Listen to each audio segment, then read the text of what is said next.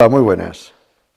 Gracias por venir a ver esta exposición que data sobre los 3000 años de historia de Ribaforada y la cual la vamos a dedicar pues a alguien que fundó esta asociación juntamente con Fernando Iglesia y otras y otros, que no es ni más ni menos que don Mariano Arriazu Arrondo, que tristemente y por desgracia falleció recientemente.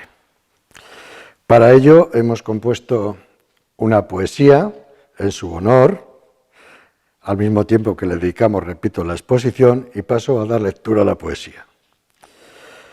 Tu cuerpo mortal quedó sin aliento, tu alma sigilosa lo abandonó, tu existencia se desplomó al momento y el árbol verde sin hojas cayó.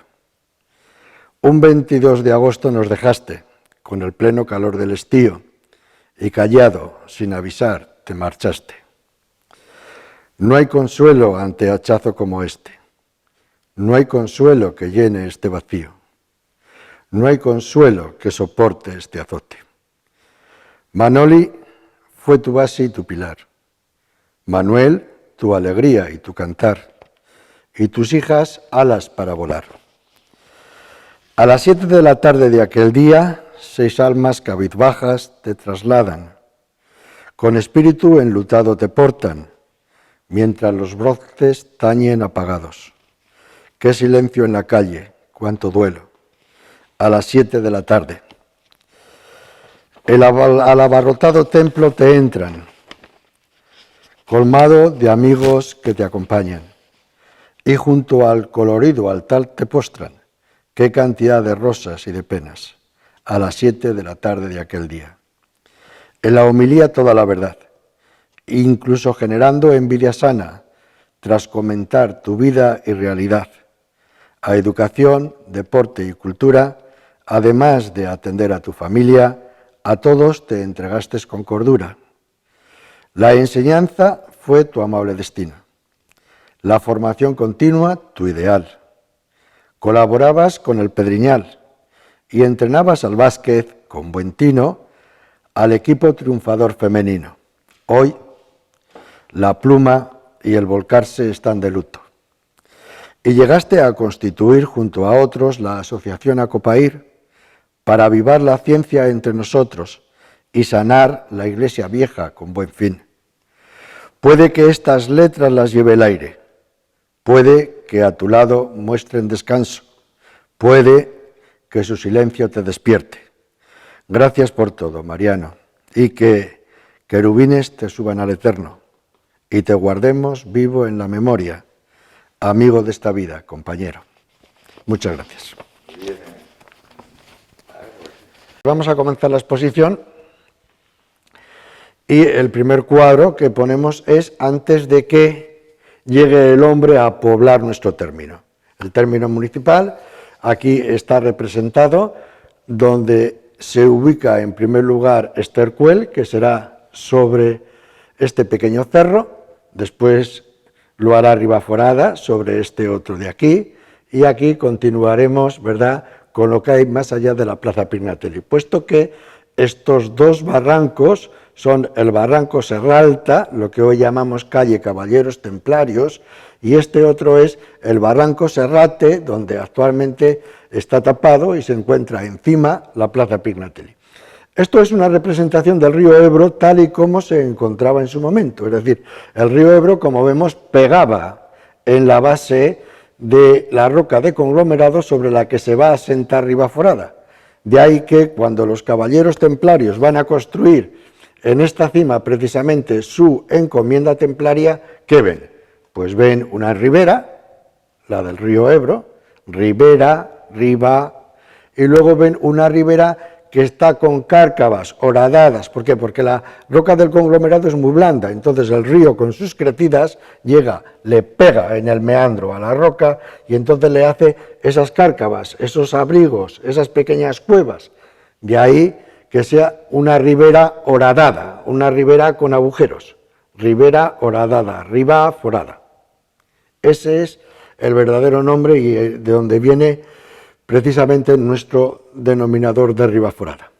Aquí veréis que hay una pequeña vaguada que baja a, como hemos dicho, al barranco de Serralta. Esta pequeña vaguada será la que más tarde veremos cómo los templarios taponan o tapan mediante un muro que lo construyen precisamente los musulmanes. Y este muro data del siglo XII, es decir, de mitades del siglo XII, de 1157. Pero esto lo veremos más adelante. Aquí tenemos el primer asentamiento de Ribaforada. Hubo dos asentamientos principalmente, según nos cuenta la tradición y según nos dicen precisamente los historiadores. Uno fue Estercuel, que es este, y el otro fue, como veremos, Espedoya, sobre la Loma del Prior, que lo veremos ahora aquí.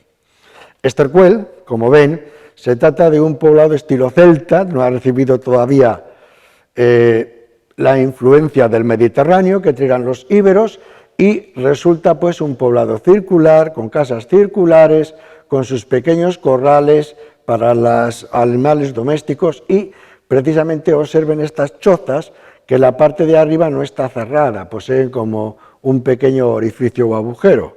Esto es para que tire bien el fuego que hay dentro de la choza. Estas chozas en el centro tienen fuego, y entonces, a una con la puerta, claro, la puerta no está abierta al cierzo, ¿verdad?, ni al bochorno. La puerta, como ven, está abierta al poniente. ¿Para qué? Para que la corriente de aire sea la menor. Pues bien, esa corriente de aire entra por la puerta, azuza el fuego y el humo lo saca por la chimenea. Con lo cual, donde encontremos precisamente este tipo de poblados, observaremos cómo el suelo está lleno de ceniza debido a que realizaban el fuego dentro, ¿ya? Y sobre ese fuego ya pues colocaban las ollas y demás para cocinar. No lo sé a qué edad podrá corresponder, pero puede ser 600 años antes de Cristo fácilmente, donde tengamos nuestro primer poblado. Y, como ven, este sería, os repito otra vez, la calle Caballeros Templarios, la tendríamos aquí, y aquí tendríamos la Plaza Pignatelli, que ahora está tapada. Y este es precisamente lo que siempre hemos visto los mayores de 60 años antes de tapar este barranco de Serrate con el cabecillo. Bien, hay que decir que el hombre se traslada con el río, el hombre va a través precisamente de la caza, porque uno de sus recursos es la caza. Entonces, a medida que el valle se va concentrando en el cauce del río, las poblaciones que hacen se van acercando al cauce del río. Antes que estos tenemos, por ejemplo, cerquita la mesa del el cabezo de la mesa en Ablitas.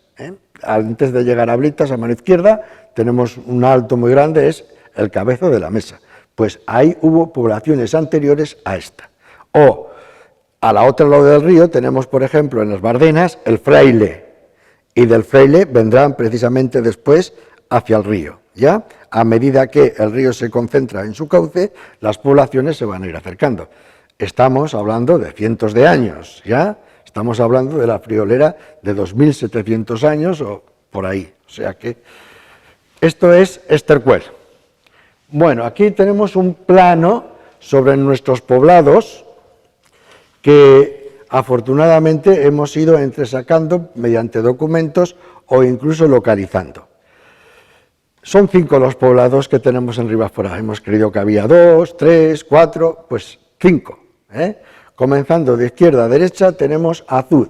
Azud se asentaría por donde ahora se encuentra más o menos las norias de Buñuel. Norias, ¿ya? Término traído por los musulmanes. Azud, que significa boquero de agua, tajadera. Término traído por los musulmanes con relación al agua.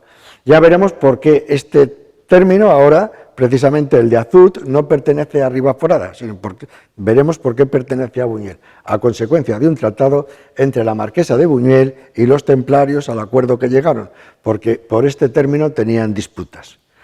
El siguiente poblado es el Juncal. El Juncal, que tenemos una zona que se llama el Juncal, parece ser que estuvo en las Peraltesas, en un alto de las Peraltesas, y a la hora de hacer la concentración parcelaria salieron allá restos de cimentaciones que luego taparon. Bueno, luego fuimos con un testar para ver si en realidad era allá, y sí, encontramos maravedíes de la época, balas y demás. Aquí, en el Juncal. Después tenemos Ribaforada, que ya lo hemos señalado, donde estaba Ribaforada, ¿verdad? Mirarlo aquí, ¿no? Con su barranco, el barranco Serralta, con la fuente que tenemos, y aquí Ribaforada. A la derecha, Estercuel. Y siguiendo hacia la derecha, Espedoya. Espedoya, como vamos a ver, lo tenemos ubicado en la zona que llamamos de la Loma del Prior, en el Alto. Si nosotros nos vamos, claro, hoy esto es imposible de ver los restos porque todo está desaparecido, se han llevado la grava, ha habido depósitos encima, es decir, la erosión que se ha producido aquí ha sido brutal y es imposible. Pero si nosotros vamos precisamente aquí y nos colocamos, vamos a ver que es el Altozano, de donde podemos divisar pues prácticamente todo lo que es este Pedriñal, parte de Fontellas, etc. Bueno, estos son cerros, ya, lo otro eran cabezos, el cabezo de la Mesa, el cabezo del Fraile, estos son más pequeñitos, son cerros, y cerro lo tenemos aquí con Espedoya, y el cerro lo tenemos aquí con, ¿verdad?, los templarios, y sobre todo el cerro lo tenemos aquí con Estercuel, ¿ya?, el cerro, con Estercuel, ese poblado que hoy es la calle San Bartolomé y precisamente el Barrio Verde. Son los dos que diríamos que coinciden con Estercuel. Ya al otro lado del río, pues observar, tenemos Cabanillas y tenemos Fustiñana. Y aquí una posición de cómo se encontraba el río inicialmente, con sus meandros. Los ven los meandros, son las curvas del río. Pignatelli, en el siglo XVIII, en la última parte ya del siglo XVIII, al construir el Canal Imperial de Aragón, ¿qué veía? Pues que una crecida del río se podría llevar el canal por delante, ya lo podría destruir, aquí o aquí. Entonces, ¿qué hizo? Lo que hizo fue enderezar el río, quitar los meandros, y así empalmó este con este, ¿ya? Y nos quedó aquí una franja que se llama Ebro Viejo, ¿ya? Y aquí exactamente igual, empalmó. El resultado fue que enderezó el río, rejuveneció el río. El motivo, evitar que el río Ebro, con sus crecidas, destruyera el canal imperial que corre precisamente por debajo de esta primera terraza. Ven la terraza perfectamente aquí, y ahora de aquí ya ven la huerta, ¿sí? Pues el canal imperial corre por aquí. Si el río Ebro se desbordaba, podía romper el canal imperial. Bien, estos son los 5 poblados: Azuz, recuerden, el Juncal, Ribaforada, Estercuel y Espedoya. Poblados que se asemejan a aldeas o poco más. Lo que al final veremos cómo estos dos son los que se van a llevar el gato al agua y van a adquirir una población muy fuerte cuando lleguen los templarios. A continuación, en este cuadro ya vemos influencia de los íberos del Mediterráneo, ¿verdad? Han traído su influencia a través del río Ebro y ya vemos otro tipo de construcción. Planta cuadrada, tejado ya no es forma cónica, el tejado es a una o dos aguas, chimenea a un lado, su corral para los animales y perfectamente cercado. Esto ya es un poblado celtibérico en toda regla, es un paso más allá. Estos viven sobre todo de la ganadería ya, no van tanto a la caza, de la ganadería y la agricultura. Ven por ahí unas parcelas de cereales, se ven por ahí ya, más que nada es la agricultura, la ganadería, por supuesto la caza y la recolección de frutos silvestres también, pero ya han comenzado a ser perfectamente asentados y a criarse su propio alimento. Estando los celtibéricos aparece una potencia en el Mediterráneo que son los cartagineses. Los cartagineses, que se ubican en Cartago, Túnez, es una colonia de los fenicios, venidos pues del Asia Menor, de los fenicios, y se asientan, como digo, al otro lado del mar Mediterráneo.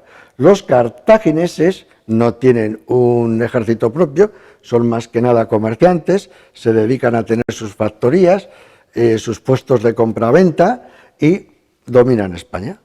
Claro, amanece una nueva potencia que se llama Roma, y Roma quiere apoderarse no solo de lo que es de los cartagineses, sino también de los propios cartagineses, porque desean diríamos, ese dominio del comercio que les hará fuertes después para mantener a sus legiones, para cobrar impuestos y ser la potencia mayor del mundo. Chocan cartagineses y romanos y se establecen las guerras púnicas. Hay 3. Cuento sobre la segunda. Este señor es Aníbal Barca, que seguramente habrán oído hablar de él. Se capta perfectamente por este animal que trae aquí, que son los elefantes, en su paso de, como ven, los Pirineos y los Alpes, para entrar precisamente en Roma. A pesar de derrotar a los romanos en diferentes batallas, la guerra la pierde en Zama, y con ello, en el año 2202, ya es el gran retroceso de los cartagineses, porque les van a poner unas condiciones durísimas, al igual que, por ejemplo, los romanos le imponen a los cartagineses esas condiciones, luego se repetirá en el siglo XX después de la Primera Guerra Mundial. ¿Ya? Los aliados les impondrán a las fuerzas alemanas unas condiciones que serán también terribles. Es decir, la historia se repite. ¿Ya? Y vendrá la sublevación, como ven, de los alemanes y vendrá la sublevación también de los cartagineses, porque en esas condiciones no hay quien viva. Bueno, aquí ya nos va a aparecer el mundo romano y nos hacemos cargo de precisamente lo que hemos encontrado en el mundo romano, que es la villa romana. Ahora bien, de la villa romana vamos a decir más o menos las partes principales, puesto que nosotros hemos encontrado alguna de ellas correspondiente a la casa del domus, la casa del señor. En la villa romana hay la casa del señor con su patio, ya lo veremos, la casa de los sirvientes, esta de aquí, con sus graneros, corrales para el ganado y demás, ¿ya? Y aparte luego tenemos, claro, los campos que se van a dedicar a cultivar y los campos que se van a dedicar para pastos. Esto es una villa romana. ¿Cuál es el fin de las villas romanas? El que Roma mantenga bajo vigilancia y perfectamente dominados los terrenos que ha conquistado. Entonces, principalmente a los legionarios que se van licenciando, Roma, al que quiere, le dona, le entrega un trozo de tierra para que se construya su villa. Claro, al construirse su villa, este señor se lleva consigo pues a sirvientes y esclavos. ¿Y qué hace? Mantener el orden, precisamente para Roma, en la zona. Luego, los lugares dominados con una agricultura floreciente, con cercanía de agua y pastos para sus ganados, se llenan de villas. No es de extrañar que en Ribaforada tengamos una villa, en Fontellas aparezca otra villa o en Buñuel aparezca otra, cosa que ya detectaba y decía en el año, hace 17 años, ¿no?, que lo mismo que había en Ribaforada, pues lo había en Fontellas, y decía dónde, y lo había seguramente en Buñuel, porque se asentaban precisamente en esta última terraza de balcón hacia el río. Estas partes son las de una villa romana. Según la riqueza del amo, ¿verdad?, en los suelos los tenía perfectamente decorados, con lo que diríamos hoy las alfombras persas, solo que en lugar de tener una alfombra, tenían un mosaico. El mosaico generalmente poseía una orla geométrica alrededor con diferentes atenderes y en el interior solía poseer o bien dioses o bien animales, tal como estamos presentando aquí. Son muy valiosos, ha habido expolios sobre ellos, valen una fortuna y el que tiene la suerte de encontrarlos tiene un gran hallazgo. Nosotros no hemos encontrado. La otra parte importante en la villa es el patio, en la casa del domus, el patio. Es importante porque desde aquí se accede a todas las dependencias de la casa, a la cocina, al comedor, a los cuartos de estar, a los dormitorios, ¿ya? Es el punto de unión y de aquí se marcha uno a todos los sitios, el patio. Este patio, que comenzó a aparecer con la cultura griega, sigue con los romanos, continúan los los musulmanes, y quedan todavía esos patios andaluces, que es un recuerdo precisamente de este patio, ¿ya? Nosotros en las excavaciones, ¿qué encontramos? Encontramos algo que indicaba riqueza del señor. encontramos esto. Esto se llama un hipocausto. Es la calefacción radiante debajo del suelo. Ahora explicaremos cómo es. Pero nuestra sorpresa fue que no solamente encontramos uno, sino que encontramos dos. Véanlo. Esta es la chimenea por donde metíamos el fuego. Aquí teníamos un hipocausto mayor y aquí teníamos un hipocausto menor. Es decir, teníamos dos habitaciones seguidas con el hipocausto. ¿Que cómo funciona? Pues muy sencillo. Se le mete el calor por debajo del suelo. Hay unas pilastras, las llamadas pilae, ¿no?, que van a sujetar el suelo. ¿De acuerdo? Entonces, al meterle el calor por debajo, corre por todo debajo del suelo. Pero hay una excepción que nosotros no tenemos, y es que ellos tenían una pared doble. Miren la pared exterior, miren la pared interior y los separadores, ¿ya? Y vean cómo el vapor, el humo va subiendo. Entonces, ¿qué sucede? Que no solamente calientan el suelo, calientan también las paredes. Y luego vean por dónde se va el humo o el vapor. Es decir, es una perfecta chimenea, ¿ya? Y entonces calentaban suelo, los suelos radiantes de hoy, y paredes. Esto que ven aquí suele ser las pinturas, no es constructivo, son pinturas con las que ellos decoraban las paredes, ¿ya? Generalmente, pues columnas y guirnaldas, como aparece aquí, o animales o personas, dependiendo de la ubicación de cada uno. También descubrimos en nuestra villa romana que hubo un alfarero, y aquí pintamos precisamente cómo ese alfarero hacía sus pucheros, ¿eh? Los hacía no con el torno que tienen hoy, sino más bien a pie, a pedal, y dándole vueltas a la base. Aquí tienen la base, giraba la vasija y ellos con la espátula y la mano, vean la espátula aquí y las manos, le iban dando forma a la vasija como crecía. Y este es el horno que descubrimos, que es el único por de pronto que se encuentra en esta zona de Navarra, no hay otro. Eso no quiere decir que no hubiera más hornos, los habrá, pero estarán pues llenos de tierra y de polvo como estaba este. Entonces, este horno es especial porque no es similar a los demás. Este horno es alargado, por una cavidad mayor.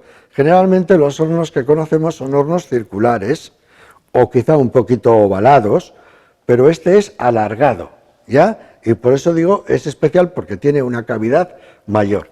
Por aquí se introducía el fuego, ven la ceniza que todavía está, iba hacia aquí, ¿no?, hacia los lados. Si veríamos esta arcilla, veríamos que estaba quemada, suflamada de la temperatura que alcanzaba, de un color verdoso. Y aquí es cómo funcionaba y cómo era. Aquí tienen el horno. Tienen una primera parte, que es la parte de arriba, que es la zona de combustión, ¿ya? El fuego entra a la parte de abajo. El verde refractario que les he dicho, lo ven aquí, ¿no?, de consecuencia de la alta temperatura que ha alcanzado este muro, ¿no? Este muro es este, ¿no?, y se divide. Entonces, sobre el muro, ¿qué hay?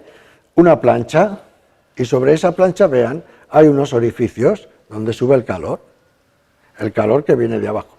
Esa es una de las cámaras, la cámara, como hemos dicho, de combustión, y la otra cámara es la de cocción. He dicho que era un horno especial, por como ven, ni es ovalado ni es redondo, es alargado, es como si fuera casi una caja, ¿ya?, que se pone encima. Entonces, a esto se llenaba de vasijas. Vean las vasijas, ¿no? Y tenía un respirador. Vean el respirador por aquí arriba y volvemos a lo de antes. El calor entraba por aquí, ¿no?, se fragaba aquí, subía arriba, cocía las vasijas y salía por aquí. Generalmente, a través del respiradero veían cómo estaban las vasijas, si estaban suficientemente cocidas o no. La pregunta es, ¿por dónde entraban para dejar las vasijas? ¿Y por dónde entraban para sacarlas? Porque, claro, puerta no había. Pues tiraban una parte, generalmente la de atrás, ¿la ven aquí? La parte de atrás, de la puerta, tenían una puerta por la parte de atrás, y sobre esta puerta metían todas las vasijas, y una vez que las habían metido, las sellaban la puerta otra vez. Y hasta que veían que estaba todo cocido. Cuando estaba todo cocido, apagaban el horno, se enfriaba, abrían la puerta, sacaban las vasijas. El horno en Ribaforada, único en la zona, ¿ya? Pues es un hallazgo que yo pienso que juntamente con el hipocausto y algo más que se haga, que se realice, hay que ponerlo en valor, hay que darle una estructura, que lo vea la gente, ¿no? Y que sirva también para atracción o atractivo de ese turismo que ahora es pasivo, para que se nos vuelva activo y enriquezca pues a los establecimientos del pueblo, tiendas, comercios, bares, restaurantes, etc. Aquí tenemos el Moncayo al fondo y precisamente lo que empleaban los romanos para labrar la tierra, agricultores, sus mulas, tirada por el arado que inventaron ellos, el arado romano, que el arado romano, si ven, consta de 3 partes, una de tiro, otra donde se va a incrustar la teja de hierro, ¿no? Y la otra del mango, el mango que va a subir o bajar dependiendo de esta clavija que tienen aquí de cuña, que haga una clavija, y según sea más alto o bajo, según quiero que profundice más o menos, entonces la clavija le dará para que lo hinque más o lo hinque menos. El arado romano, una gran aportación porque hasta entonces lo que se hacía era con un palo. Entonces aquí ya se menea tierra, la teja que hace se introduce dentro de la cantidad que quiere el agricultor y vean cómo la tierra, al introducir la teja, ¿qué hace? A derecha e izquierda, ¿de acuerdo? El arado menea más tierra, las producciones, pues, las plantas pueden enraizar mejor, las producciones son mayores al menear más tierra. Otro elemento que tenemos también en Ribaforada, los pequeños puertos. Los pequeños puertos. Aprovechaban el río Ebro para poder transportar mercancías. El río Ebro era navegable hasta Varella. Varella es la ciudad de Logroño. Y entonces, desde la desembocadura del Ebro hasta Logroño, 100 kilómetros más arriba de Ribaforada, era navegable. Entonces, en cada puerto, cuando venían los comerciantes, ¿verdad?, pues, ¿qué hacían? Le daban, miren las vasijas del alfarero, miren los productos de la huerta, o del pescado, o este que trae melones, ¿no? Le daban precisamente los productos, el otro los compraba, y luego, según iba hacia arriba, hacia Varella, o iba hacia Tudela, o bajaba hacia Zaragoza, los vendía en los distintos puertos. Era un continuo comercio. Esto hacían los fenicios. Los fenicios, que hemos dicho antes, los cartagineses, ¿no?, lo que hacían era comprar en este, vendían en el otro, vendían, compraban, vendían, ¿no? Y a lo mejor venían, no sé cómo decirles, con 2 euros y se iban con 200 de la compra-venta. Pues esto es exactamente igual, ¿eh? Compraban productos, los vendían, es decir, eran los verdaderos comerciantes y aprovechaban el río Ebro. Cuando subían, generalmente lo hacían con tiros de mula, y cuando bajaban lo hacían con la propia corriente, o con las mulas. Este es otro cuadro que tenemos también en Ribaforada que mucha gente desconoce, se llama la calzada romana. Las calzadas eran las vías de comunicación terrestre que tenían los romanos para desplazarse de un lugar a otro. Entonces una calzada romana era muy semejante a como hoy construyen las carreteras. Primero cavaban para llegar a un firme, ¿no?, con la anchura, vean, desde aquí hasta aquí, ¿lo ven cavado? ¿Ya? Está profundizado. Y después, con los materiales que cavaban y tenían alrededor, construían la calzada. La calzada se basaba fundamentalmente en poner los materiales más duros abajo y conforme se iban hacia arriba, los materiales más suaves, hasta terminar con un suelo bastante fuerte que se llamaba el suelo de rodadura, como hacemos hoy con los caminos actualmente, que echamos el todo uno, ¿qué decimos? Pues el suelo de rodadura. Y cada vez que echaban un material, lo que hacían era aprisionarlo, llevaban unos molones, ¿no?, y agua, como hacemos hoy, y entonces lo aprisionaban. ¿Qué tenemos aquí? Arcilla, pues el de abajo, arcilla. ¿Qué cogíamos después? Piedras que nos salían de los alrededores. Pues vean las piedras para señalar los cantos, derecha e izquierda, y el suelo encima de la arcilla. Y luego sobre cada capa, vean que hay una capa finita, otra capa finita amarillenta. Esa capa es como si fuera argamasa, con el fin de compactarla todavía más, y luego, pues cantos rodados más grandes, más pequeños, hasta llegar a la rodadura. Tenemos una idea equivocada sobre las calzadas romanas, que pensamos que las calzadas romanas estaban cubiertas de losa, de piedra. No, estaban cubiertas de losa o de piedra a la salida de las ciudades, pero cuando entraban en el campo, lo que generalmente tenían es esto, ¿ya? la capa de rodadura, y era tierra aprisionada. Este es el mapa que tenemos precisamente sobre nuestra calzada romana, que está en la Muga con Ablitas. Es ahí donde la tenemos. Todo lo que es la zona oeste, que es Mugamos con Ablitas, es una calzada romana que luego pasa por el puente de la 24, ¿cuál es el puente de la 22 o la 24? Se viene hacia aquí y todo ese límite es la calzada romana.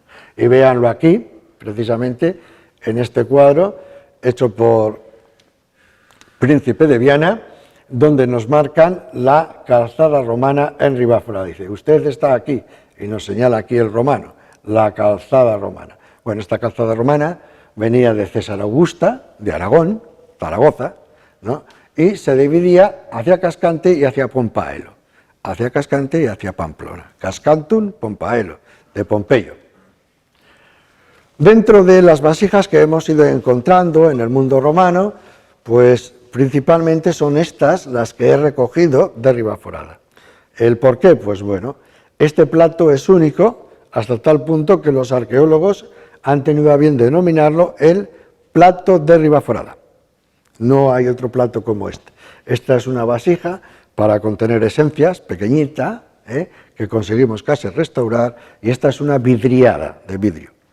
Aquí ven diferentes tipos de vasijas que utilizaban los romanos, todas ellas. Desde las ánforas, estas sumergidas, ya se ve que están con las escamas del agua, seguramente sería de algún mercante que sucumbió en el mar, estas otras más pequeñas o estas otras. Son todas vasijas y platos para pues, transportar líquidos, guardar granos, comer y demás. Y después de los romanos nos vienen los famosos visigodos, que son centroeuropeos, vienen del centro de Europa. Suevos, vándalos, alanos, visigodos, con la caída del Imperio Romano amanecen en nuestras tierras. Fundamentalmente se aposentan los visigodos. Esto quiere representar Estercuel. Recuerden, el barrio verde, ya la calle San Bartolomé. Estercuel, aquí abajo tenemos el río Ebro, como hemos visto, ¿ya? Y este poblado ahora ha cambiado de ser celtibérico, con trazas de romano, a un poblado visigodo. Vean las casas, que bueno, también está cercado, se ve perfectamente, pero vamos a notar varias cosas. En primer lugar, vean las casas. Las casas les recuerdan algo a eso que hemos hablado centroeuropeo, ¿no? No ven madera en las fachadas, típico de las casas centroeuropeas, ¿no? Alemanas y demás, las ven, es que ellos provienen de ahí. Luego, ¿en qué se basan? Se basan fundamentalmente en la ganadería y en la agricultura. Entonces vean cómo cuidan de la ganadería, incluso la tienen en corrales dentro del poblado. Y en un sitio tienen caballo, en otro sitio tienen ovejas, cerdos, gallinas, vacas de leche, vacas de carne, ya la ganadería. Y además de la ganadería tienen las tierras de cultivo, fundamentalmente, como hemos dicho, cereales. Hay otro dato que tienen que ver, que es que se comienzan a ver las casas de dos alturas. Fíjense, una casa de dos alturas, que es algo que ellos nos traen, una casa de dos alturas, y sobre todo algo también que tiene una connotación práctica con nosotros, la religión. Se convierten al cristianismo, y aparece su iglesia aquí, su iglesia cristiana. Muy bien. Después, en el año 711, para el 716, ya tenemos a los musulmanes en Ribaforada. Construyen su poblado musulmán en Estercuel. Estamos en Estercuel, siempre me voy a referir a Estercuel. La calle Caballeros Templarios, el Barranco Serrate o Plaza Pignatelli. ¿Y qué vemos en el poblado de Estercuel? ¿Qué características tienen? Así como en el visigodo hemos visto casa de dos plantas, la madera en las fachadas, la iglesia, la ganadería concentrada, ¿no? Aquí, ¿qué vemos? Pues vemos más individualismo. En lugar de tener una iglesia, tenemos una mezquita. ¿Lo ven? Luego, ¿qué vemos también? Vemos mucho verde dentro de las casas. Al musulmán le gusta tener la parra, los árboles, la higuera, la noguera dentro de casa. ¿Qué observamos también? Que sus ventanas, ¿verdad?, están cerradas mediante celosías. Vean las celosías en las ventanas. Estas celosías, ¿qué nos permiten? Pues el de dentro ver perfectamente lo que hay fuera, pero el de fuera no ve lo que hay dentro, porque se lo tapan las ventanas. Además, ¿qué vemos también? Pues calle sin salida. Aquí tiene que haber una calle sin salida. Esto es típico de los musulmanes, calles recogidas, sin salida, con tránsito menor. Y por último, observamos también un algo, el recogimiento de la vivienda. No se entra a la vivienda como nosotros accediendo al hall. Ellos generalmente entran a la vivienda por el patio o corral. ¿Lo ven aquí? Entra por el patio a la vivienda. ¿O lo ven aquí? Por el patio a la vivienda, por el patio a la vivienda. ¿De acuerdo? Pero también siguen conservando eso que hemos dicho antes del patio andaluz, que habían copiado de los romanos. Vean esta casa con su patio interior que está aquí, ¿no? El patio central, y de este patio central se accederá a toda la casa. Bueno, aparte de eso, pues tenemos el cerco amurallado, que ese cerco amurallado será uno de los temas por el cual se va a crear precisamente ese poblado que hemos dado el nombre de Azuz. El cerco amurallado de Estercuel, veremos cómo nos da Azuz. Como Ribaforada es agrícola, principalmente me he referido, aunque hay unos pósters que nos habla de los avances de los musulmanes, que fueron muchos en todos los aspectos, en medicina, matemáticas, etcétera. Bueno, en medicina pues operaban de cataratas, vamos a pensar ya. Matemáticas, los números que utilizamos nosotros son suyos, el cero, el suyo, el álgebra, el suya, en todas las ciencias, en física, en química, el azulejo, la vidriería, todo esto es suyo. Pero vamos a ir de cara al agua. En el agua, ver cómo convierten, esto pasa en Ribaforada, una fuente, por ejemplo, la fuente del Castellar, ¿no? La fuente del Castellar baja por sí y siempre va a la hondonada. No habría posibilidad de regar las parcelas que hay a derecha e izquierda o cuando baja la huerta de regar, ¿no? Entonces, ¿qué hacen?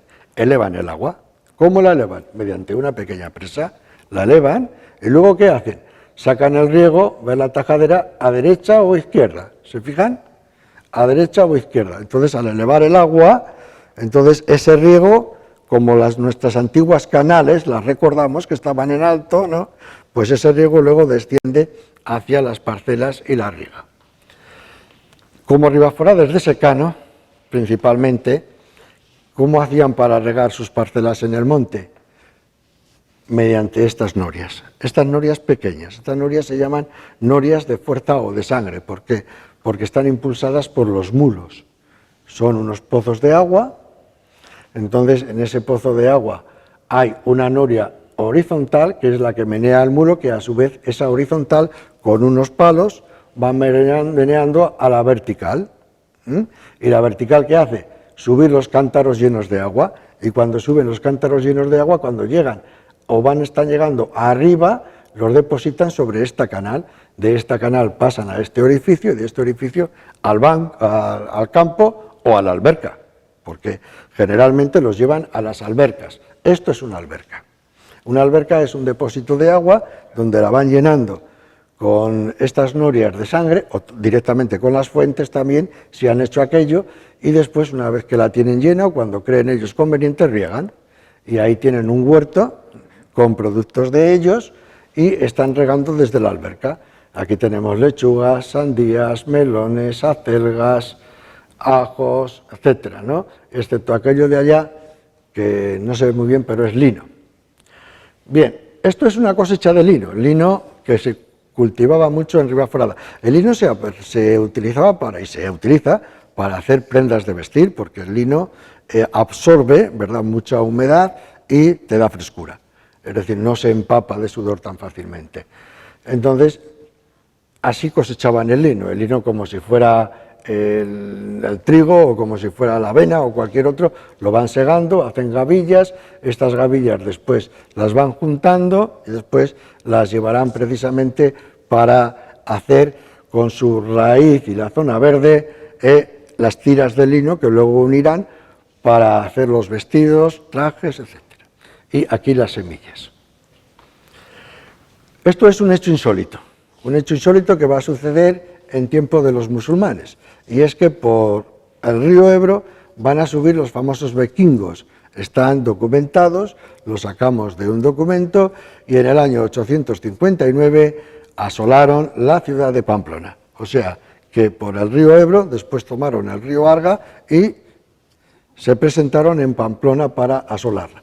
Y esto es una representación de este hecho un poquito extraño, ¿verdad? Siempre hemos sabido que los vikingos habían actuado sobre Sevilla y demás, pero que habían llegado hasta zonas del interior, como en este caso Pamplona.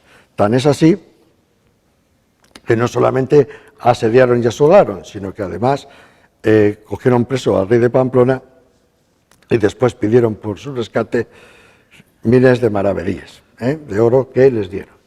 Estos son dos personajes, ¿verdad?, que tienen relación en nuestra historia, observen, musulmanes y cristianos. Estos dos personajes son Musa Id Musa, perteneciente a... Este sería el tercer rey de España del mundo musulmán. Estaríamos con el Al-Ándalus y serían pues el de Granada, sería el de Toledo y sería precisamente el de la zona del Valle del Ebro, Musa Id Musa. Y Íñigo Arista. Y mira por dónde, uno musulmán, el otro, ¿verdad?, cristiano, resulta que son hermanos, hermanos de sangre. Su madre, Oneca, fue la madre de Musa Id Musa y de Íñigo Arista, hermanos de sangre.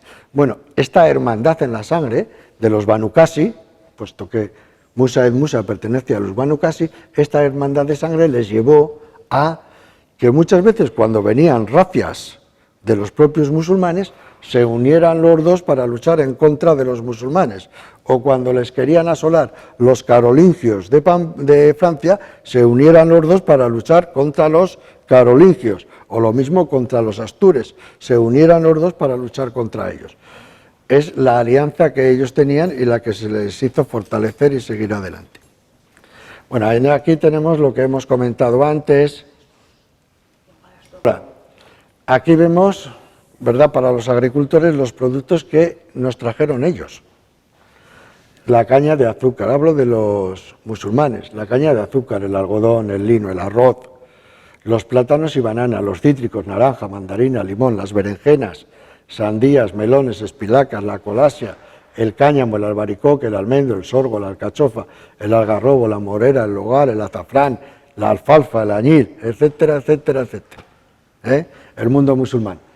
Bueno, en cuanto a las otras disciplinas, pues van desde universidades a, como he dicho, medicamentos, cirugía, física, etcétera. Los musulmanes en nuestra tierra duran hasta que llega este señor, este rey, Alfonso I el Batallador. Era rey de Pamplona y rey de Aragón. Entonces, nuestras tierras las va a conquistar en el año de 1119. Va a entrar triunfador en Tudela. El año anterior ya había entrado triunfador en Zaragoza. Y cuando conquista nuestra zona de Tudela, este señor, ¿verdad?, en el famoso testamento de Sobrarbe, da las aldeas o los poblados que se encuentran ubicados en nuestro término, como es Estercuel y Espedoya, se los da a un señor, a don Bonet, en el año de 1121. Y este don Bonet, para poder controlar estos poblados, construye precisamente este pequeño castillo, que se llama el Castillo Viejo, con su torre y su pequeña muralla, que después donará a los caballeros de la Orden del Temple. Así pues, don Bonet, que no sabíamos nadie de que había habido un castillo en Ribaforada, pero resulta que cuando van a pasar los bienes de la Orden de San Juan de Jerusalén, de la Orden del Templo a San Juan de Jerusalén, en el 1313, el notario, al levantar acta, dice: en el Castillo Viejo de la encomienda templaria, ¿ya? ¿Qué pasa? El Castillo Viejo. Luego, en el Castillo del Temple hay un Castillo Viejo, el que había y el que hicieron ellos. Luego, nosotros teníamos que saber dónde estaba. Recuerdan que está la fotografía ahí. En el convento de las monjas había una pared de piedra hecha de cantero, no de arista bien hecha, sino de cantero, con 4 golpes, pues bien, pertenecía precisamente a la torre del homenaje del castillo de Don Bonet. Y hasta que no descubrimos ese documento, pues no sabíamos que en Ribaforada había habido un castillo. En el 1157 llegarán los templarios y este es su emblema. Es una cruz que patada, aunque no está ahí patada, pero sí tiene de bueno es que esa cruz son de los 4 brazos iguales. Esa es la cruz de los templarios. Este es el símbolo de los templarios para indicar su pobreza. Pues van 2 caballeros en un mismo caballo, ¿no? Y lo que se lee en el letrero es Sigillum Militum Christi, el sello de los soldados de Cristo. Este es un templario en el momento de entrar en combate, como lo ven, llevan sus corazas, sus cascos, sus mallas y sobre todo en sus espadas, si aquí pudiéramos ver, estaría coronada en este círculo por una cruz. Esta es la parte más antigua que tenemos de los templarios de Ribaforada. Esta zona de aquí tuvieron que venir los arqueólogos de Valencia para decir que hacía aquí precisamente un muro del siglo XII hecho por los musulmanes. Yo siempre dije que era de los musulmanes por la forma de hacerlo, pero lo tuvieron que certificar precisamente arqueólogos valencianos que saben de esto mucho y conocen perfectamente cómo actuaban y construían los musulmanes. Entonces yo le dije, pues bueno, pues muy sencillo, porque la encomienda templaria de Ribaforada data de 1157 y lo construyeron los musulmanes que había aquí, los mudéjares. Por eso construyeron el muro a su uso y forma de construir. Aquí hay cemento, esto es un hormigón romano, el hormigón romano que seguían construyendo los musulmanes. Como en la parte baja de ese muro no se observa, pero por aquí hay también como 1,5 metros de hormigón romano, que es a base de cal, arena y la grava, y luego también echaban un poco de ceniza volcánica, solo que aquí no está. Una vez que se construían los cimientos, ¿os acordáis que al principio hemos hablado de una vaguada que caía a la calle Caballeros Templarios? Cuando hemos hablado en el principio, pues esta vaguada se tapa precisamente con este muro, que es esos 2 paneles que acabamos de ver. Tapan ese muro. Este otro sería donde se encuentra la torre de la iglesia vieja. Y precisamente aquí, ¿verdad?, es donde se va a construir la encomienda del temple. Vean ahí la zona amurallada que correspondería a esta zona de aquí. Entonces, las defensas, tanto al norte como diríamos al este, están muy bien porque se ha escarpado en el conglomerado y todavía existe. Vemos cómo la roca está cortada a pico y pala. Entonces, las otras defensas, precisamente las que pegan hacia el sur y hacia el oeste, se realizarán mediante un foso que tenía una anchura, según pudimos ver cuando se tiró el edificio que hemos siempre llamado de las monjas, una anchura como de 6 metros y una profundidad como de 3, como si fuera un tronco de pirámide invertido, es decir, hacía así, ¿ya? El foso, que estaba tras la muralla.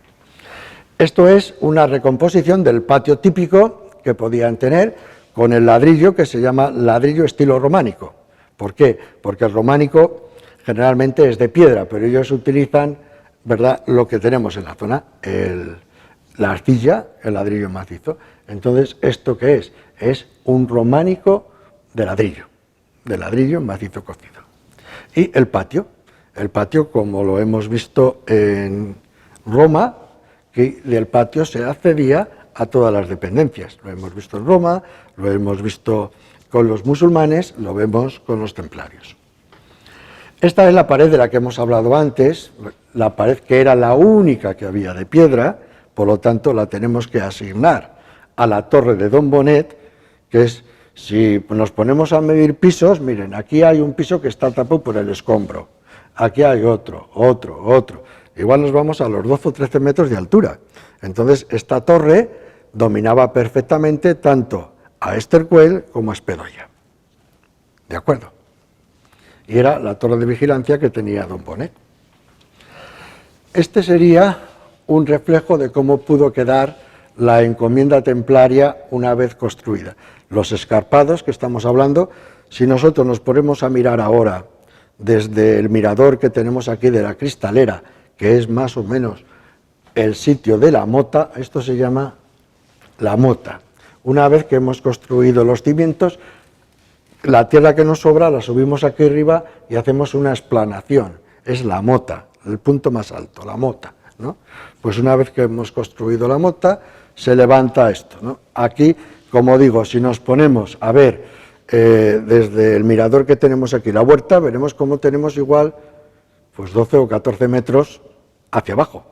Esos 12 o 14 metros en la parte del barranco de lo que es de calle Caballeros Templarios lo hemos ido rellenando a base de sedimentos, sedimentos, sedimentos, sedimentos y bodegas que antes había, ahora ya no existen porque sus puertas, además de que las sellaron en su día, las tapó precisamente el sedimento. Una de las acciones que tenían más típicas los templarios en nuestra zona era de dar de comer al hambriento. Y todos los días preparaban más comida que la usual para dar de comer a aquellos que tenían en las puertas. Este es un hecho que nos está representando cómo el templario sale de su castillo para dar de comer a la gente que está esperando que le den la comida. Y ojo, van a comer lo mismo que comen ellos, no van a comer una comida especial. Si ellos comen lentejas, van a comer lentejas. Si ellos comen van a comer garbanzos. Lo mismo, van a arrebatar las riquezas a los templarios. Entonces, en Ribaforada había 3 templarios, concretamente, cuando salió este dictamen. Y el rey Navarro no solamente arrestó a los 3 templarios de Ribaforada, sino también a 2 que había también de Aragón. Solo que el rey de Aragón reclamó a sus templarios y se los tuvieron que devolver. Sin embargo, nuestros 3 fueron cautivos a Tudela. Allá moriría uno, los otros 2 serían después trasladados a Pamplona y allá quemarían a los otros 2. Nuestros templarios tuvieron este mal desenlace. Hablaremos de la riqueza de este señor, que no va a ser otro más que Felipe IV el Hermoso y el Papa que tiene dominado por él, y es el origen de la desaparición de los templarios. Ya veremos el origen. La primera caída de los templarios se da con esta batalla. Esta batalla se da en Palestina, tierras de Palestina, y va a ser el origen de la caída de los templarios, porque nuestra encomienda, ¿verdad?, va a ser precisamente una encomienda de generar riqueza, como veremos también ahora más adelante. Esa riqueza lo que hace es mandarla a Jerusalén para sostener el gran ejército que tienen los cruzados, el ejército, las casas, los castillos, construir nuevos, etc. Palestina supone una fuerte sangría para el temple. Le tienen que estar sustentando automáticamente, y no solamente para el temple, sino también para las otras órdenes cruzadas que hay ahí, porque aquí tienen los del Santo Sepulcro, que son los azules, ¿ya? Ahí tienen también los de que serán lo que llamamos hoy la Orden de Malta, que son los caballeros de la Orden de San Juan de Jerusalén, y ahí tienen también con sus banderas, ¿verdad?, con la Cruz Roja, los caballeros de la Orden del Temple. Son las 3 órdenes de caballería más grandes que existe dentro de la zona de Tierra Santa, de Palestina.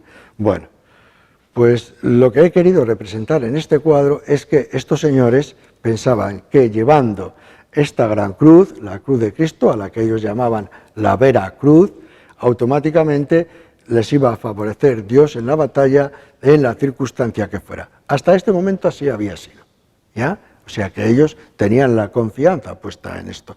Pero también había otra gente más espabilada y avispada que decía que un ejército ahí en Tierra Santa no se puede presentar en batalla a otro que estuviera más fresco y esperándole.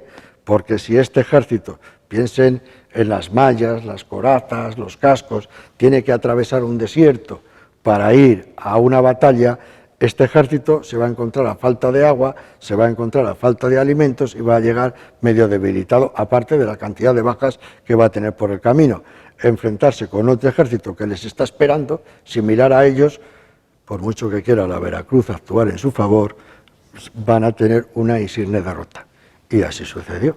El gran cataclismo de las órdenes militares va a suceder aquí, en la batalla de Jatín, en el año de 1187. Tan es así que automáticamente después los musulmanes conquistarán Jerusalén.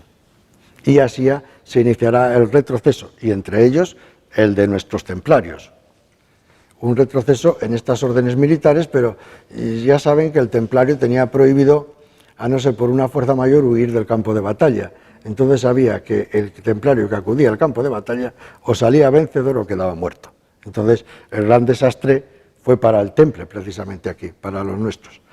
Ribaforada, algo que hemos tenido algo en mente, tal y cual, sobre la agricultura.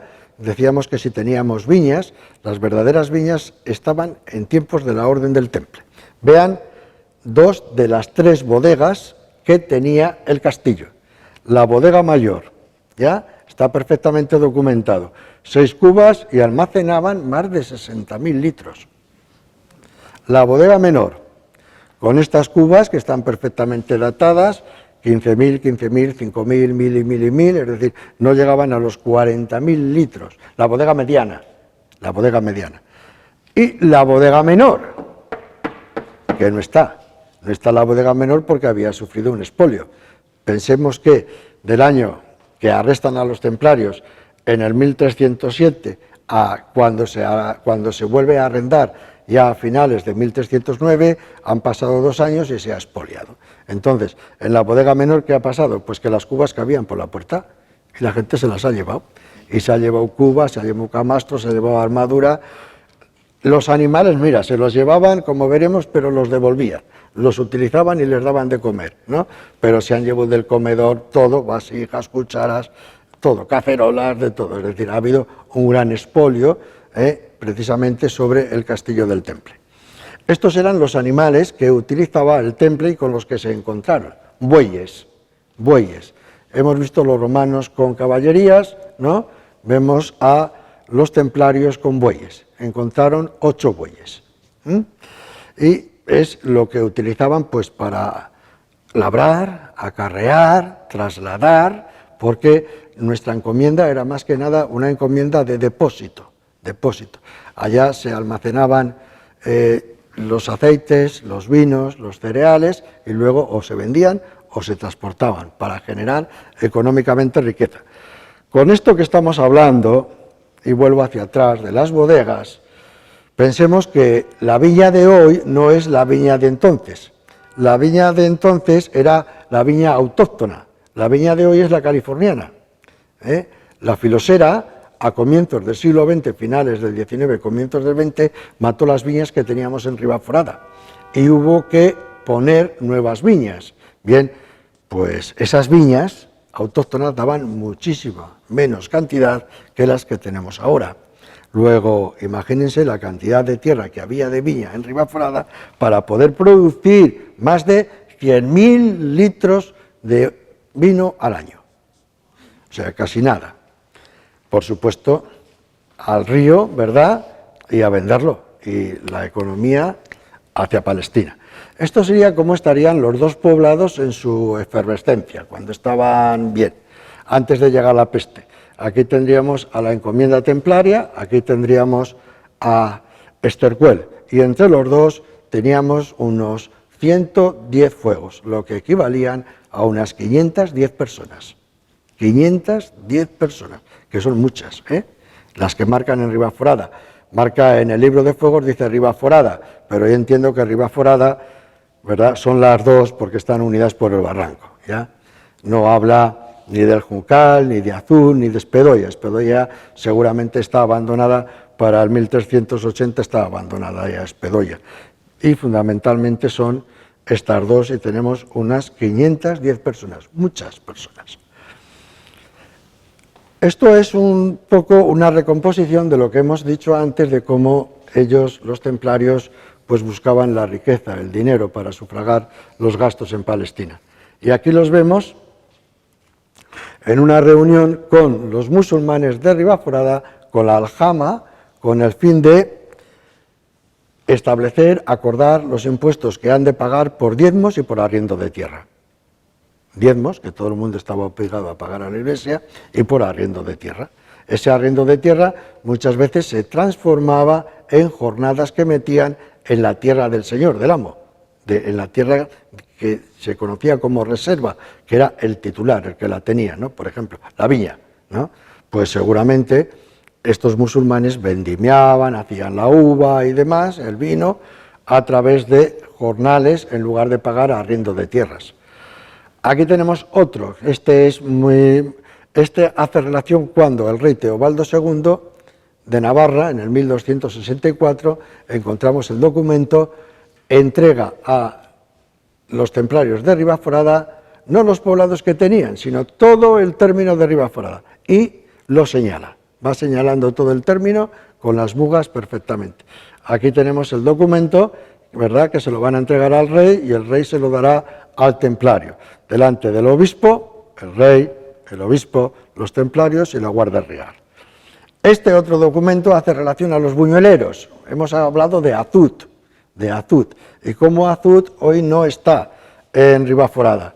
Pues bien, la parte de, diríamos, la nobleza de Buñuel, con la señora a la cabeza, y los templarios tenían ciertos litigios porque Azud pertenecía al temple, que si Azud pertenecía a la condesa de Buñuel. Bien, entonces ya tanto litigio, al final del siglo XII se llega a un arreglo. Y el arreglo consiste en lo siguiente: como ven, se firma en el campo, el arreglo es sobre el campo. Y entonces, ¿en qué consiste el arreglo? En que la nobleza de Buñuel se va a llevar el castillo y el poblado de Azud juntamente con un tercio de las tierras. Y los templarios se van a llevar las 2/3 partes de la tierra. Por eso, estimo, aunque no lo he encontrado documentado, que es a partir de este tratado cuando se va a crear el Juncal, porque gente va a querer estar con los templarios y no con la condesa. Entonces, mucha gente que vivía en Azud, ¿qué va a hacer? Se va a posicionar y crear su propio pueblo cerquita de Azud, pero ahora lo va a hacer en el Juncal y se va a ubicar en las tierras del Juncal. Y en un documento que encontramos también en el Archivo Histórico de Madrid, nos habla como una viuda que tiene sus tierras en el Juncal le pide a la orden que, por favor, las tierras que llevaba su marido en el Juncal ahora se las asignen a ella para que la pueda disfrutar ella y sus hijos. Es decir, que cambien la titularidad en el Juncal. Bueno, pues esto es el acuerdo de Azud. Azud, que será, creemos, donde prácticamente hoy ya su nombre incluso lo denota con aquello de los musulmanes, Azud, como hemos hablado antes, que hoy a la Pelagia también se le conoce como la casa de las norias, ¿no?, un término musulmán. Este será el punto final ya de los templarios en Tierra Santa. Esto es la caída de la ciudad de San Juan de Acre.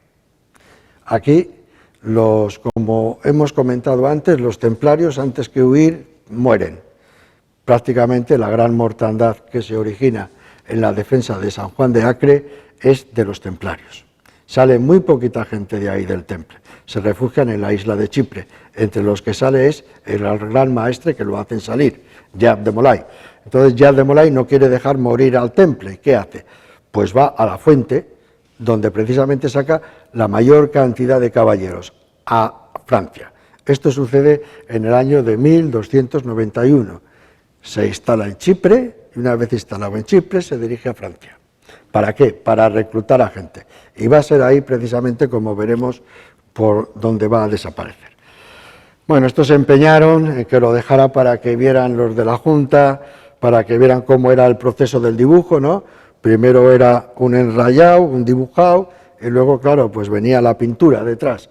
Este es el proceso que he seguido con las acuarelas, no se hace de la noche a la mañana. Y este va a ser nuestro escudo con Fernando o con Alfonso.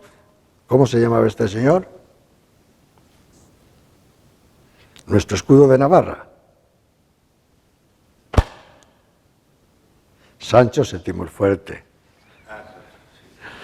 Con nuestro escudo. Bueno, aquí hemos querido hacer una constancia, puesto que no tocaba venir hasta aquí, puesto que estamos terminando en el año 1307, pero nos hemos venido hasta el año de 1348, es decir, medio siglo más prácticamente. ¿Para qué? para hacer constancia de la pandemia que estamos sufriendo hoy, que no es la primera, sino con otras ya que hubo. Hubo una peste en tiempo de los romanos, no la hemos dicho, pero sí esta que recordamos todos como la famosa peste negra. Se llamaba peste porque esta enfermedad producía unos bultos, ¿ya? Y al reventarlos, pues olían fétido, olían muy mal, de ahí el nombre de peste. Y se le llamaba negra porque estos bultos, cuando maduraban, se ponían negros, de ahí peste negra. Ese es el nombre. La peste negra no sabían ni por qué se producía, ni cómo se trasladaba, ni nada, o sea, intentaban curarla de todos modos. Aquí vemos a un curandero echando un sortilegio, ¿no? Echando al aire, pues era resto de flores o de medicamentos, de lo que sea, para dar un ambiente más sofisticado. Aquí lo vemos, ¿verdad?, con los bultos que hemos comentado antes, y la Junta, porque estos están hechos a color, la Junta creó conveniente presentarlos a blanco y negro para darle ese color fúnebre, de tristeza, de apocalíptico, y entonces pues los pintamos a blanco y negro precisamente para darles ese sentimiento. Hoy los médicos con nuestra enfermedad pues los vemos que van equipados con sus EPIs, ¿no? Al principio no los tenían, y que si las bolsas de plástico, que si los gorros, que esto, que lo otro. Bien, vean a un médico de la época, va sin ningún tipo de EPIs, va vestido normal, y así le sucedía, que morían ellos detrás de los enfermos porque se contagiaban. Entonces miren lo que hacían, con un puntero o una especie de bisturí, abrían el mal que tenían, entonces segregaba el líquido, el mal, la peste, el mal olor del uno del otro se nota, y entonces intentaban curarlo así. Aquí el médico metía sus instrumentos y esta era la medicina que se aplicaba. ¿El resultado cuál era? Pues muertos a las calles, no había forma de detenerlo. Entonces la gente sacaba a sus muertos a la calle para que después la brigada municipal o los soldadesca, quien fuera, los recogiera y los llevara al depósito. Vean cómo la gente mira con extrañeza, vean cómo se tapan la nariz, vean cómo han desvalijado esa casa, vean cómo están sacando a otro muerto, otro que tienen por aquí, es decir, la peste. Nadie sabía de por dónde venía, ni cómo se trasladaba, ni a consecuencia de qué. En este otro nos quiere recordar un poco lo que está sucediendo actualmente. Los hemos visto, ¿verdad?, en esos pabellones refrigerados, con cantidad de cajas apilados antes de llevarlos al cementerio.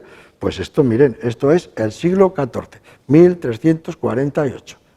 Exactamente igual, solo que aquí, como ven, los llevan también de par en par al cementerio para poder inhumarlos. Esto son pequeñas reproducciones que los monjes en sus manuscritos, ¿verdad?, decoraban para ilustrar lo que estaban escribiendo. Nosotros los hemos cogido de ahí. ¿Y qué hemos hecho? Hemos hallado una proporción y los hemos ampliado, simplemente. O sea, que la descomposición de tamaño se debe no a la que hemos querido poner, sino que hemos tratado el texto del monje exactamente como él lo puso en el siglo XIV, porque este brazo es inusual, ¿no? Miren, este brazo está desproporcionado. Este señor apenas si tiene piernas y semejantes brazos. Es decir, hay una desproporción continua. Bueno, depende del monje que pintaba, pues los hacía de una forma o los hacía de otra. Entonces, estos son unos dibujitos así pequeños, nosotros los hemos cuadriculado, los hemos ampliado en escala y los hemos hecho. Y este último ya, sí, aquí ya vemos un epilla. Este es un médico y aquí ya sí que lo vemos. Observen la cabeza, sombrero, careta con dos agujeros con cristal por delante para que no le entre nada. Una nariz alargada, no es porque vaya picando, es que dentro de esta nariz tiene sustancias, diríamos, con un aroma grato. Generalmente son hojas de flores y demás. Le producen un buen aroma. ¿Para qué? Para contrarrestar el mal que le va a venir al, ¿verdad?, abrir los bultos. Observen después, toda una túnica desde arriba abajo. En sus manos, guantes. En sus pies, si los viéramos, tendrían sus calcetines y sus calzas. Luego hay una bolsa para los medicamentos y una vara. Esta vara no es porque ande cojo. Con esta vara reventaba, ¿verdad?, los ganglios, ¿ya? Que los bultos que le salían los reventaba y los curaba a distancia. Es decir, era una forma de curar que tampoco hacían nada porque las ratas seguían polulando, y hasta que descubrieron que eran las ratas con las pulgas que transportaban las que comunicaban la peste de unos a otros al picarles las pulgas, pues entonces ya es cuando comenzaron a poner los remedios adecuados. Pero bueno, vean la diferencia entre este médico y el que hemos visto ahí, que son completamente diferentes. El uno ya va protegido con su EPIs y el otro pues va como va vestido normal de calle. ¿Ya? Es el avance. Y ya hablando del final del temple, llegamos al último, que hemos dicho que el temple desapareció por la codicia de un rey, este señor, que fue el rey francés Felipe IV el Hermoso, padre del rey de Navarra, y un papa, el papa Clemente V. Entonces, este papa fue puesto prácticamente a dedo por este rey, por Felipe IV. Entonces, quien mandaba sobre el temple era el papa, puesto que era la máxima autoridad. No mandaba nadie sobre sobre el temple, ni arzobispos, ni obispos, ni cardenales, nadie. La única autoridad era el papa. Bueno, Felipe V estaba endeudado, necesitaba dinero. Felipe IV, perdón, el Hermoso, necesitaba dinero, pide nuevamente dinero al temple, le debe gran cantidad. El temple le dice que no. ¿Por qué? Porque el temple en ese momento está necesitado de dinero, tiene que contratar un gran ejército que ha desaparecido en Palestina, como hemos dicho, y ha venido Jacques de Molay precisamente a Francia a llevar gente hacia Palestina. Luego necesita dinero, y no está para dárselo a Felipe IV, sino todo lo contrario, ha venido para conseguir almas, conseguir militares para llevarlos a Palestina para que refuercen la orden del temple. Por lo tanto, se lo deniega. ¿Qué hace entonces este señor? Abre una conjura, creando falsas expectativas, creando mentiras y creando delitos que no ha cometido el temple para achacárselos. Una vez achacados, entra en juego su máxima autoridad, el Papa. Este Papa, Clemente V, ha sido puesto por la mano de este señor. Suceden así las cosas, ha sido puesto precisamente por Felipe IV el Hermoso. Entonces el Papa, que sabe que tiene razón el temple, que lo sabe de sobra, monta una comisión, la comisión le da la razón al temple, pero a pesar de todo el Papa los deshace. ¿Y por qué? Porque teme que si no le da la razón a Felipe IV, automáticamente le va a dar un golpe de Estado a la Iglesia, lo va a destituir y va a poner otro. El Papa sigue estar sentado en su poltrona, en su sillón, entonces se queda a medias tintas, le da la razón a él, este automáticamente destruye toda la orden del temple y en el 1313 quema en la hoguera a su último maestre, precisamente, a Jacques de Molay, y con ello ya desaparece la orden del temple. Bueno, esta es la primera parte de la exposición de Ribafrada. Seguramente habrá una segunda y una tercera hasta llegar a nuestros días. Muchas gracias.